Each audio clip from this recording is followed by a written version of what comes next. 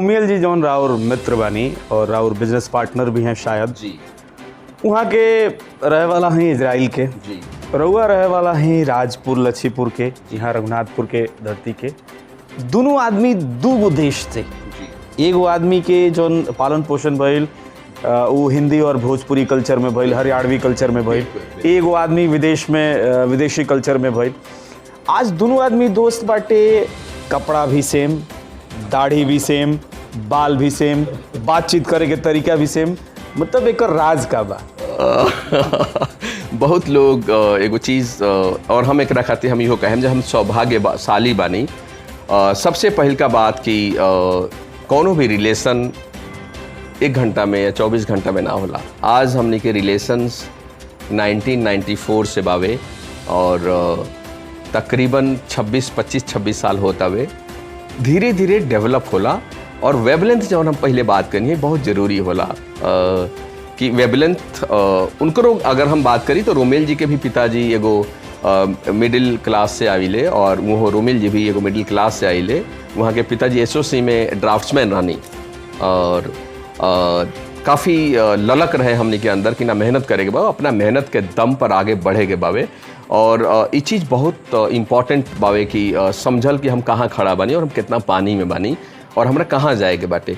So coming back to your the question is like कि हर चीज़ सेम बावे। ई हम एकरा के कहें जे कोइंसिडेंट ना कहें, बाय डिफ़ॉल्ट इट्स लाइक हर चीज़ अगर एगो और चीज़ हम जोड़ दी कि हमने के मतलब खाना भी लगभग बहुत ज़्यादा सिमिलर तरह के पसंद बावे। डिस्पाइट ऑफ कल्चर के जोन बात करनी है कि वहाँ के जूइश कल्चर से बानी।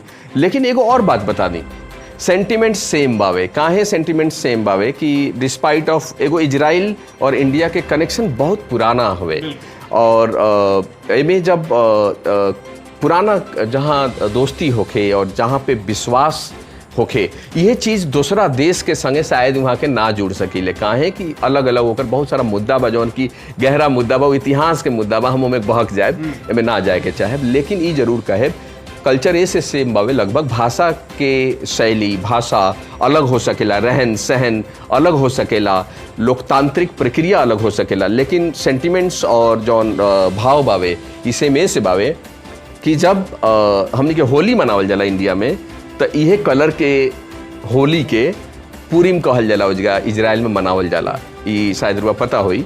जब हमनी के दिवाली मनावे नहीं जाएगा तो उजगा हनुखा मनावल जाला। दिवाली भी लाइटिंग के प्रोग्राम हवे, हनुखा भी लाइटिंग के प्रोग्राम हवे, प्रॉस्पेरिटी के प्रोग्राम हवे।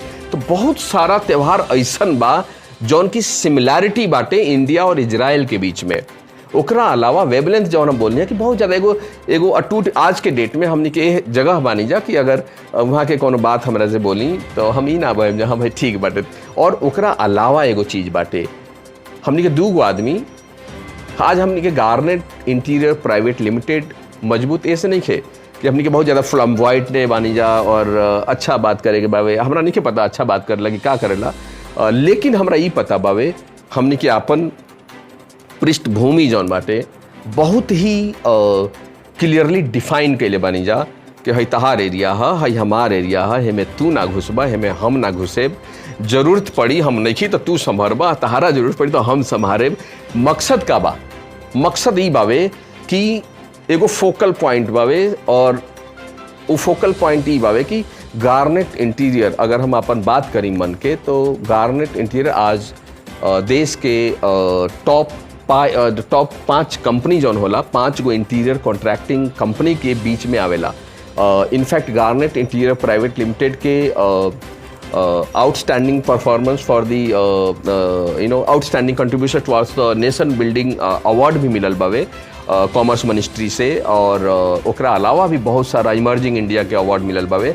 काफ़ी जोर शोर से काम करेला और मुद्दा ये बावे कि अपना देश के स्वतः जो निर्माण होता वे लोग आज बात करता है कि मेक इन इंडिया के नारा तो हमने 2003 से लगावता नहीं जा और ओकरे फल बावे और ओकर जौन दिशा बावे एगो बावे। चाहे ओमे कितनो काम करस लोग लेकिन ओकर दिशा एगो बावे, फोकल पॉइंट एगो बा, एगो रास्ता बावे।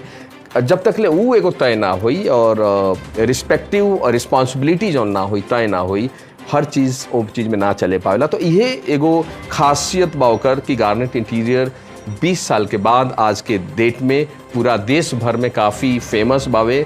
और ई पॉइंट जौन सिमिलैरिटी बावे हमरा नहीं के पता, लेकिन हमने के थोड़ा सा बहुत ज़्यादा हमरा अगर एक के मजाकिया तौर पर ली तो हमरा अंदर मुँह के अंदर खासियत ई बावे कि हमने के चेंज करत रहे जा, हमने के वाइफ लो बोर ना होके एक ही आदमी में कभी दाढ़ी वाला कभी बिना दाढ़ी वाला। तो इट्स लाइक जो का पॉइंट, बट यह सच्चाई बाटे कि ठीक बाटे आदमी के चेंज करे के चाहिए। और एगो लकीर पर काहे चले बरुआ एकरा के काफ़ी सारा आविष्कार करे खातिर थोड़ा बहुत एक्सपेरिमेंटल होत रहेला। That's it. जहाँ तक हम रुआ के जानते हैं, रुआ बहुत ही राष्ट्रवादी टाइप के आदमी हैं, एमे कहीं से कोनो दूर आई नहीं है। रुआ राजपुर के धरती से निकल के इतना बड़ा अभी वेम्पायर कहल जाओ कि रुआ खड़ा के लिए बनी, रुआ इतना बड़ा उद्योगपति बनी। अपना क्षेत्र के लड़का जो नौजवान बाड़े, जो उनकी आवे वाला भविष्य में कुछ ना कुछ करी हैं, जौन आज मतलब एक तरह से कही कि दिग्भ्रमित बने फेसबुक या नॉलेज और व्हाट्सएप यूनिवर्सिटी के ज्ञान लेके, और रोज आए दिन फेसबुक पर फलाना भैया चिलाना चचा खाती आपस में जो लड़ रहल बड़े, ऐसा युवक लोग खातिर हुआ का कहब? हम इतने कहे कि एकरा पहले जौन बात होत रहा कि digital India and hitech India और हाईटेक वर्ल्ड बावे, जहाँ पे इतना ज़्यादा टेक्नोलॉजी के अवेलेबिलिटी बावे। आज की डेट में बिहार या हमने के दियरा के क्षेत्र नहीं के दियरों में 4G चलेला। सो इस चीज़ के हम इतने कहे कि लोग के जौन शॉर्ट टाइम गेन के आदत लग गई बाटे कि हम व्हाट्सएप पे कुछ पढ़ के और कुछ भी रुआ ओकरा के वापस करे के चाहता नहीं। हमारा बुझाता रुआ जेंगा फेंका मुंगा वापस रुआ मूड़ी पर और फेस पर आई। एक जरूरत बावे कि ज़मीनी कार्रवाई होके, और ज़मीनी कार्रवाई कब हुई जब प्रोफेशनल तरीका से कोनो भी चीज़ के हैंडल करी जाई। और प्रोफेशनल तरीका अपना परिवार से शुरू हुई, अपना स्कूल से शुरू हुई और अपना समाज से शुरू हुई।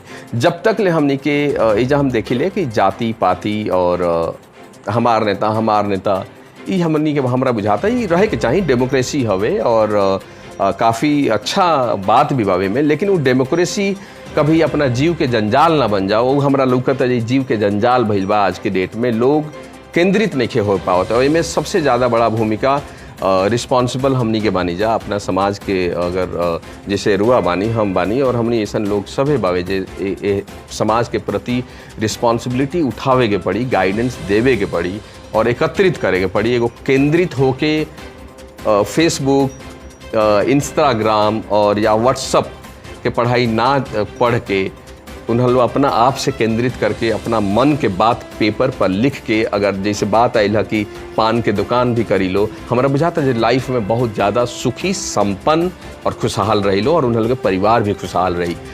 ये बात इजगा आ गई डाइवर्जन के। दूसर का बात जौन कहनी है रुआ कि राष्ट्रवाद कौनो शक नहीं है।